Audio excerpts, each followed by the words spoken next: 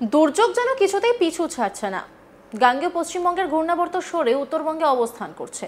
মৌসুমী অক্ষরেখা শান্তিনিকেতন ও ক্যানিং এর উপর দিয়ে বঙ্গোপসাগর পর্যন্ত বিস্তৃত। প্রচুর জলীয় বাষ্প ঢুকবে বঙ্গোপসাগর থেকে। দক্ষিণবঙ্গে কমবে বৃষ্টি, উত্তরবঙ্গে বৃষ্টির পরিমাণ ও ব্যাপকতা দুটোই বাড়বে। উত্তরবঙ্গে শনিবার অতি বৃষ্টির লাল সতর্কবার্তা জারি করা হয়েছে জলপাইগুড়ি এবং আলিপুরদুয়ার জেলাতে। দক্ষিণবঙ্গে শনিবার বজ্রবিদ্যুৎ সহ বৃষ্টির সম্ভাবনা বেশি থাকবে বীরভূম, মুর্শিদাবাদ, নদিয়া, পুরুলিয়া, পূর্ব ও পশ্চিম বর্ধমান, উত্তর ও দক্ষিণ 24 পরগনা জেলাতে। রবিবার বিক্ষিপ্তভাবে বজ্রবিদ্যুৎ সহ বৃষ্টির দু এক পশলা কোনো কোনো জেলায় হওয়ার সম্ভাবনা রয়েছে।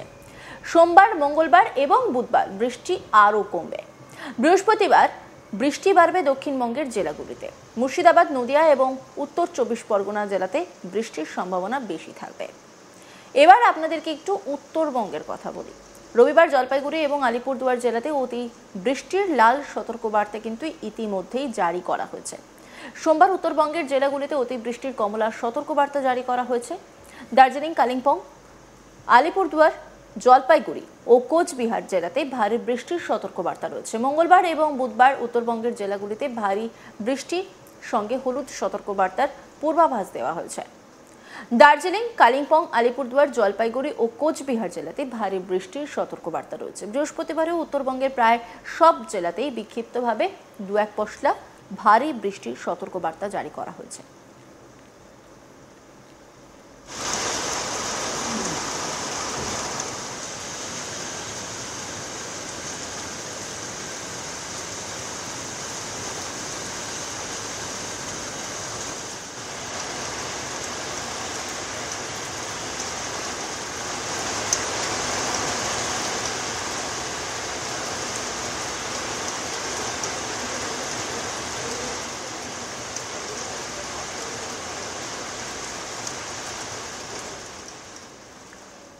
এইবারে বর্ষা আসার পর থেকেই দুর্যোগ কিন্তু কোনোভাবেই পিছু ছাড়ছে না, সেই ছবিটা কিন্তু আমরা দেখতে পাচ্ছি। আমরা জানি যে এবছরে আন্দামান নিকোবর দ্বীপপুঞ্জের সময়ের অনেক আগে বর্ষা প্রবেশ করেছিল, উত্তরবঙ্গেও সময়ের অনেক আগে বর্ষা প্রবেশ করেছিল, তবে দক্ষিণবঙ্গে বর্ষার নির্দিষ্ট সময় প্রবেশ করে।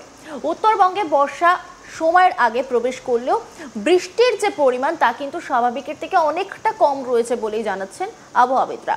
অন্যদিকে দক্ষিণবঙ্গে বর্ষা সঠিক সময় প্রবেশ করবার পর দেখা যাচ্ছে দক্ষিণবঙ্গে যে পরিমাণ এখনো পর্যন্ত বৃষ্টি হয়েছে তা দক্ষিণবঙ্গে কিন্তু স্বাভাবিকের থেকে অনেকটা বেশি বৃষ্টি হয়েছে।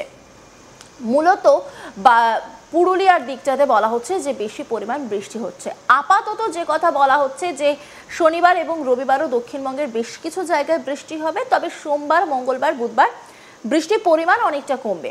তবে বৃহস্পতিবার থেকে আবার কিন্তু দুর্যোগ শুরু হতে পারে দক্ষিণবঙ্গে, এমনটাই পূর্বাভাস রয়েছে। অন্যদিকে উত্তরবঙ্গের দিকে যদি আমরা নজর রাখি, ইতিমধ্যেই লাল সতর্কবার্তা জারি করা হয়েছে, কমলা সতর্কবার্তা জারি করা হয়েছে।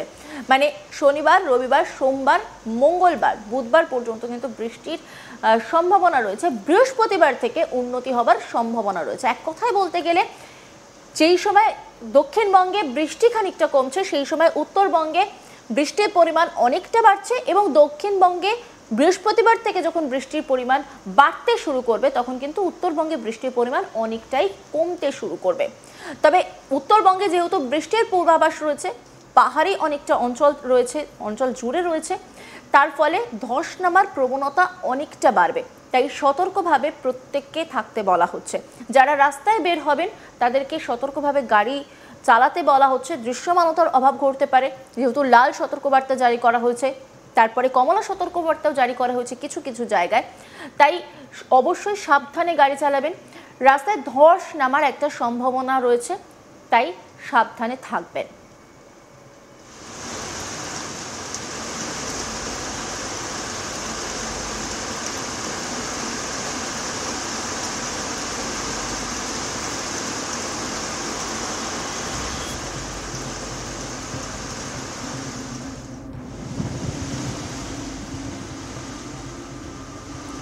গাঙ্গেয় পশ্চিমবঙ্গের ঘূর্ণাবর্ত সরে উত্তরবঙ্গে অবস্থান করছে মৌসুমী অক্ষরেখা শান্তিনিকেতন ও ক্যানিং এর উপর দিয়ে বঙ্গোপসাগর পর্যন্ত বিস্তৃত।